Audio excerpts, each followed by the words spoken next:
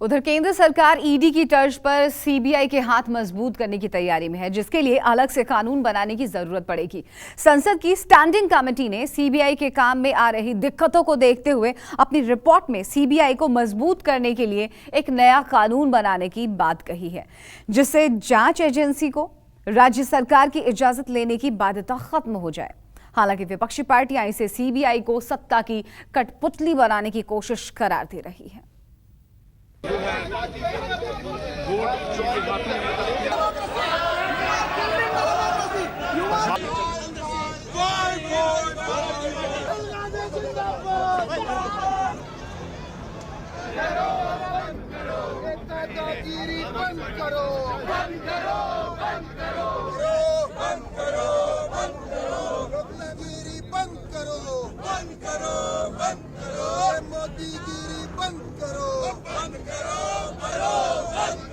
आपके मन के मुताबिक वहाँ सरकार नहीं होती है तो लगाओ ईडी, लगाओ सीबीआई। बीजेपी जिससे जिससे डरती है वहां ये अपने 3 जमाई आगे कर देते हैं।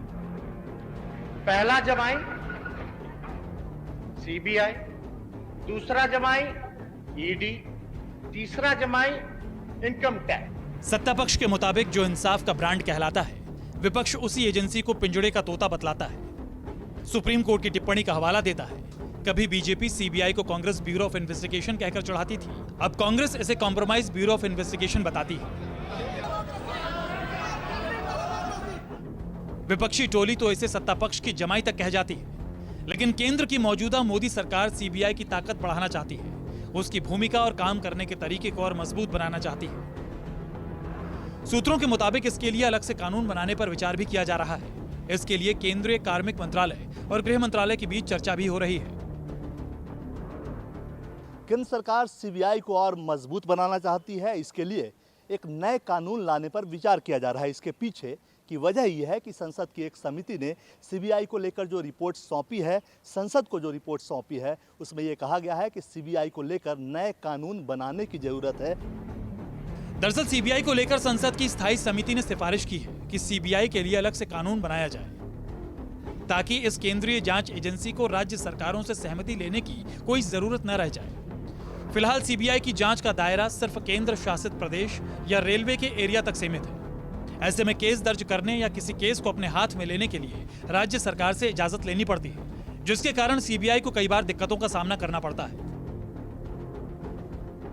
संसदीय समिति के मुताबिक मौजूदा कानून की बहुत सारी सीमाएं हैं, लिहाजा नया कानून ऐसा हो जिसमें सीबीआई का दर्जा, कामकाज और अधिकार तय हो, तो साथ ही निष्पक्षता और विश्वसनीयता सुनिश्चित करने के भी प्रावधान हो।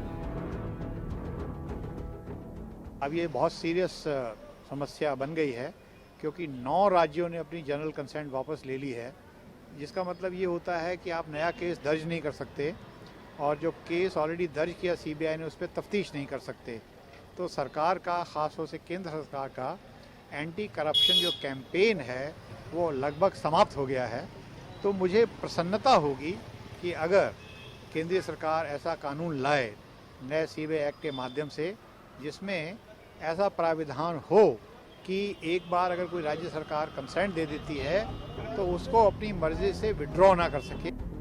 किसी भी जांच के लिए सीबीआई को अनुमति देने के मामले में 2 तरह के राज्य हैं। एक वो हैं जिनकी सरकारों ने सीबीआई को मामले की जांच के लिए सामान्य सहमति दी हुई है, लेकिन कई राज्य सरकारों ने ये सहमति नहीं दी है। लिहाजा वहां हर केस के लिए सीबीआई को अलग से अनुमति लेनी पड़ती है। पिछले 7 साल में 9 राज्य सरकारें सीबीआई से जनरल कंसेंट यानी सामान्य सहमति वापस ले चुकी हैं। ये महज संयोग नहीं है कि इनमें ज्यादातर वो राज्य हैं जहां केंद्र की सत्ताधारी बीजेपी की सरकार नहीं है। यही वजह है कि बीजेपी जहां सीबीआई को और मजबूत बनाने का दावा कर रही है, वहीं विपक्षी दल इसे सीबीआई को सत्ता का गुलाम बनाने की साजिश करार दे रही है। सीबीआई को कामकाज करने में कहीं न कहीं रुकावटें आ रही हैं। जब स्टेट गवर्नमेंट उनको परमिशन नहीं देती है तो रुकावटें आती हैं। मुझे लगता है कि जो स्टैंडिंग कमेटी की रिपोर्ट है बहुत अहमियत रखती है। उस रिपोर्ट में बहुत इंपॉर्टेंट बात कही है। जिस तरह से जांच एजेंसियों का दुरुपयोग बीजेपी की सरकार कर रही है और आज भाजपा का प्रकोष्ठ बन करके जांच एजेंसियां काम कर रही हैं, विपक्षी दलों को परेशान कर रही हैं, ये चिंता का विषय है। राजनीतिक दुर्भावना से बीजेपी विपक्ष के नेताओं को परेशान करती है। तो इसको लेकर के अगर कोई इस तरह का कानून आएगा तो उसका विरोध किया जाएगा। ये देश अपने नियम कानून संविधान से चलेगा, ना कि बीजेपी के नियम कानून संविधान से। एक तरफ तो हम देख रहे हैं कि किस तरह से ईडी देश में सच की आवाज को दबाने के लिए, विपक्ष के नेताओं की आवाज को दबाने के लिए, विपक्षी दलों के कार्यकर्ताओं की आवाज को दबाने के लिए आए दिन विपक्षी नेताओं को सम्मान दे देती है। ईडी ने जितने नोटिस दिए उसमें से 95% विपक्षी दलों के नेता है। और अब सीबीआई में भी ऐसी व्यवस्था करने की केंद्र सरकार कोशिश कर रही है जहां पे बिना राज्यों के अप्रूवल के सीबीआई भी किसी भी नेता को सम्मान, पूछताछ, नोटिस जारी कर सकती है। हम इसका पूर्ण विरोध करते हैं। सीबीआई पर केंद्र सरकार के इशारे पर काम करने के इल्जाम तो पहले भी लगते रहे हैं, लेकिन 2014 में मोदी सरकार के आने के बाद आरोपों की धार और तीखी हो गई है।